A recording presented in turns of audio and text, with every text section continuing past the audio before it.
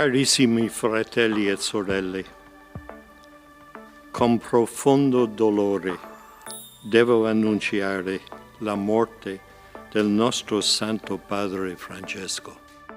Acercándose las 10 de la mañana de este lunes 21 de abril, hora local en el Vaticano, el cardenal camarlengo Kevin Joseph Farrell anunciaba la muerte del Papa Francisco. Alle ore 7:35 di questa mattina, il Vescovo di Roma Francesco è tornato alla casa del Padre. El sumo pontífice, el primer papa latinoamericano de la historia y el primer jesuita en ser elegido como el máximo líder de la Iglesia Católica, falleció este lunes de Pascua en la Casa Santa Marta, donde convaleció durante 2 semanas tras más de un mes hospitalizado por una grave neumonía bilateral. Sua vita tutta intera è stata dedicata al servizio del Signore e della sua Chiesa. Ci ha insegnato a vivere i valori del Vangelo con fedeltà. El papado del obispo de Roma, electo la noche del 13 de marzo de 2013, se vio marcado por una etapa de renovación en el Vaticano. I fratelli cardinali sono andati a prenderlo quasi alla fine del mondo, ma siamo qui.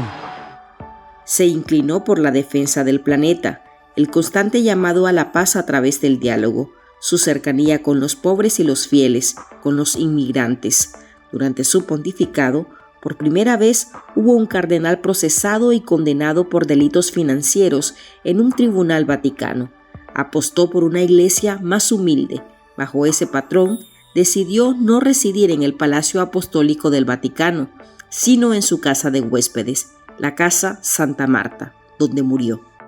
E adesso incominciamo questo cammino, vescovo e popolo, questo cammino della Chiesa di Roma, che è quella che presiede nella carità a tutte le chiese, un cammino di fratellanza, d'amore, di fiducia fra noi. Bajo esos preceptos, Francisco no se quedó en silencio ante la represión que padece Nicaragua, y en especial la Iglesia Católica. 5 años después del inicio de la crisis sociopolítica del país, a mediados de marzo de 2023, se pronunció con franqueza contra el régimen de Daniel Ortega y Rosario Murillo. Yo ahí, con mucho respeto, no me queda otra que pensar en un desequilibrio de la persona que dirige. A partir de esas declaraciones al medio argentino Infobae, el pontífice no tuvo contemplaciones con la dictadura sandinista, cuestionó el encarcelamiento arbitrario, destierro y persecución al clero. Ahí tenemos un obispo preso, un hombre muy serio, muy capaz, porque quiso dar su testimonio y no aceptó el exilio. Tampoco titubeó en tachar de dictadura y comparar con las peores del mundo al matrimonio que por la fuerza de las armas se sostiene en el poder en Nicaragua. Es una cosa que es fuera de lo que estamos viviendo, es como si fuera a traer de dictaduras del 17, comunistas o hitlerianas del 35, traerlas aquí las mismas, ¿no? Es un tipo de dictaduras groseras, o para usar una distinción linda argentina, guarangas.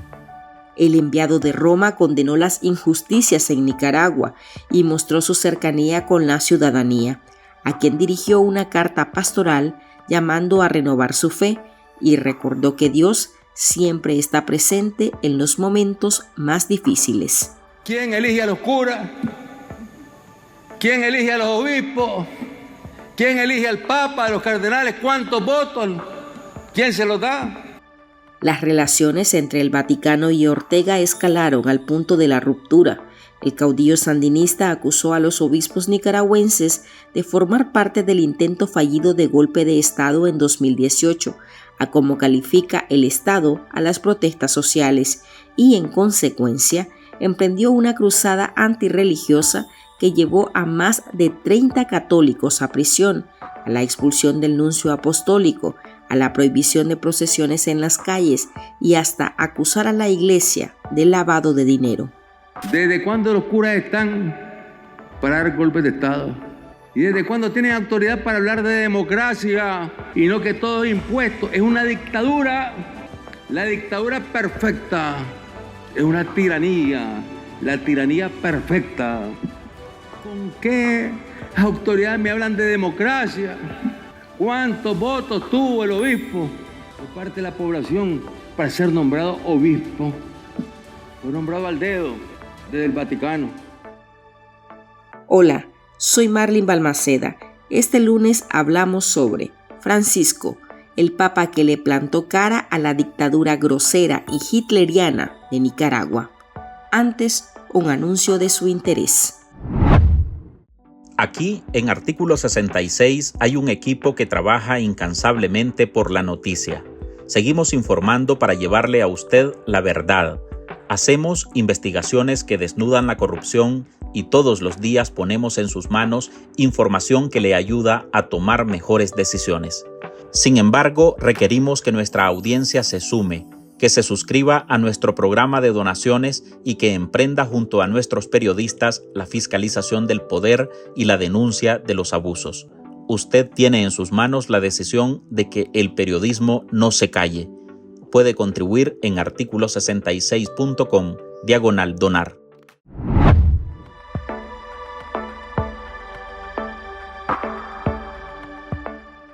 Iniciamos las ediciones de esta semana de Ahora con la participación del periodista español Rodrigo Moreno, quien fue corresponsal del medio de comunicación Run Reports y actualmente está trabajando en el semanario Alfa y Omega, dependiente del Arzobispado de Madrid.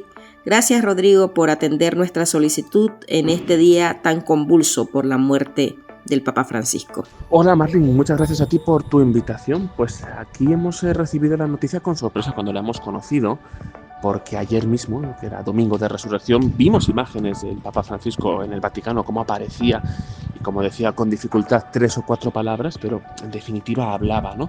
No estaba en la mejor de las condiciones, ya lo sabíamos que tenía una convalecencia protegida, que minimizaba el contacto con grupos, pero bueno, le veíamos en público, ¿no? Que hacía un esfuerzo por acudir a los eventos y por las informaciones que hemos recibido, bueno, esta mañana se levantó, comenzó a trabajar, pero en esas primeras horas de la jornada él madrugaba mucho, se sintió indispuesto, se sentó y allí es cuando terminó de fallecer, según ha dicho el Vaticano, de forma rápida. Así es, Rodrigo, nos tomó por sorpresa porque la noticia este lunes nos llegó a menos de 24 horas de su última aparición pública. Ahora que conocemos esta noticia tras 12 años como Papa, ¿cómo valorás ese pontificado de Francisco? ¿Cuál es su legado? El pontificado del Papa Francisco ha sido histórico porque ha llevado a cabo muchas reformas de mucho calado. El Vaticano se ha asegurado de que haya una transparencia económica mucho más profunda. Antaño estaba caracterizado por algunos escándalos económicos graves. Impuso controles mucho más exhaustivos para que los altos cargos no tuviesen ninguna conexión con el lavado de dinero, con activos en paraísos fiscales. Sobra decir que con condenas por terrorismo o conexiones con la mafia, pero bueno, es un requisito que ha añadido y que antes no estaba explicitado. Ha abierto la puerta a que muchas mujeres estén en cargos importantes. Digamos que la gobernadora del Estado de la Ciudad del Vaticano es una mujer, hay mujeres al frente de los dicasterios, que es el equivalente a los ministerios, y ha tenido un pontificado muy caracterizado por el perdón, en el que llegó a perdonar abiertamente a personas que habían cometido pecados muy graves, según la Iglesia. En la Santa Sede viene un cónclave para elegir al nuevo Papa. ¿Cómo se desarrolla este proceso? ¿El cardenal nicaragüense, el arzobispo de Managua, Leopoldo Brenes, tendría posibilidad de ser uno de los propuestos para asumir ese espacio? Bueno, ahora comienzan estos procesos para elegir un nuevo Papa. Primero habrá que convocar a que todos los cardenales se desplacen a Roma. Después serán las congregaciones generales, ¿no? Que son unas reuniones previas al cónclave propiamente, en el que participan también cardenales mayores, aquellos que tienen más de 80 años, que no se les considera propiamente electores, ¿no? Entonces, en estas congregaciones generales, antes del cónclave propiamente, ellos tendrán voz, pero no voto, y allí juntos discernirán cuál es el perfil que necesita la Iglesia para el futuro, ¿no? Después era el cónclave propiamente, que ya conocemos, ¿no? La Capilla Sistina, con estas votaciones secretas, con esta chimenea, la fumata blanca, bueno, lo conocemos todo. Leopoldo Brenes podría ser un futuro papa, no nos podemos pronunciar, no sabemos. Siempre es una sorpresa quién será el siguiente papa, pero de momento no figura entre las quinielas. Francisco, el máximo líder de la Iglesia Católica, se pronunció en diferentes momentos sobre la persecución a la Iglesia nicaragüense. Llamó al diálogo, abrió las puertas a obispos y sacerdotes desterrados por el régimen Ortega Murillo. ¿Qué significó este respaldo del jerarca a ese clero que sufre la represión estatal en Nicaragua? El apoyo del Papa Francisco a todos los católicos que están perseguidos por el régimen de Ortega Murillo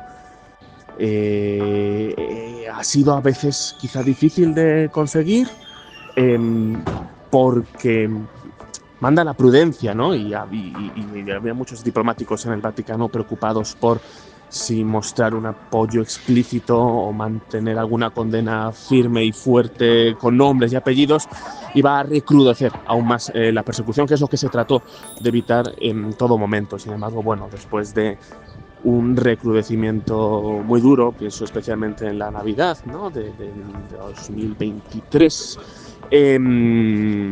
bueno, finalmente se optó por poner el grito en el cielo con valentía, y es algo que desencadenó también represalias posteriores, pero parecía imprescindible. El Papa Francisco llegó a señalar a la administración sandinista de dictadura grosera, hitleriana, guaranga. ¿Qué tiene que pasar en un país para que un pontífice llegue a ese nivel? Bueno, la situación a la que tiene que llegar un país para que acabe recibiendo estos calificativos la conocen ustedes mejor que nosotros, ¿no? Pero son muchos casos, son el encarcelamiento sistemático de sacerdotes, la prohibición de nombrar al obispo de Matagalpa en las propias Eucaristías, aunque lo marque el misal, la confiscación de bienes de la Iglesia, la expulsión de órdenes religiosas, la constante comparación del Papa Francisco con un dictador, la apropiación de los símbolos cristianos, ¿no? Porque sabemos que el gobierno de Ortega Murillo tiene una aspiración sincretista donde ella quiere erigirse como una especie de lideresa espiritual y robar a los católicos también su patrimonio y retorcerlo, ¿no? Para perpetuarse en el poder y para ejercer también un dominio simbólico. Rodrigo, en estos 7 años de represión en Nicaragua has seguido de cerca la situación que vive la Iglesia en este país. ¿Cómo se mira en la prensa católica lo que hace el régimen sandinista?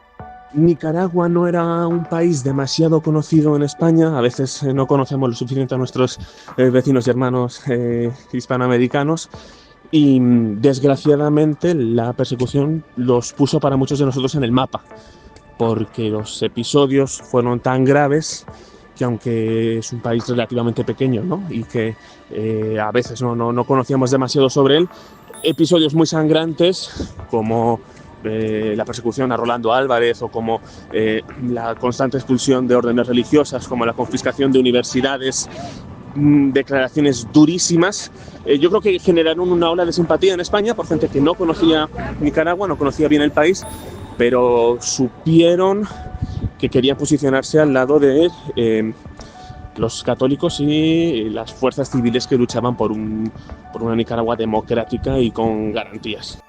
Con el fallecimiento de Bergoglio, ¿podrían venir cambios para la Iglesia nicaragüense o tendremos que esperar? No podemos prever qué cambios habrá en Nicaragua con la elección de un nuevo papa. Es algo completamente imprevisible. Será difícil, permítame que sea pesimista, será difícil que haya un papa también latinoamericano. Me extrañaría que se encadenaran dos. Entonces sería quizá un próximo pontífice menos conectado, ¿no? O menos sensible hacia las realidades del continente. Quizá no hablara castellano, quizá no compartiera el mismo legado, y puede ser lamentablemente, bueno, así lo considero yo a título personal, puede ser que el siguiente Papa no esté tan concienciado con Nicaragua, porque el Papa Francisco estaba especialmente concienciado y se involucró en la medida de lo posible. Gracias por tu participación. Pues gracias a ti, Martín, por vuestra invitación. Aquí estamos para lo que queráis. Os tenemos informados de todas las novedades que se vayan sabiendo. Los cónclaves y la muerte del Papa son un momento en el que mucha gente se acerca a la información religiosa por primera vez, porque es cuando hay todas estas ceremonias que llaman mucho la atención.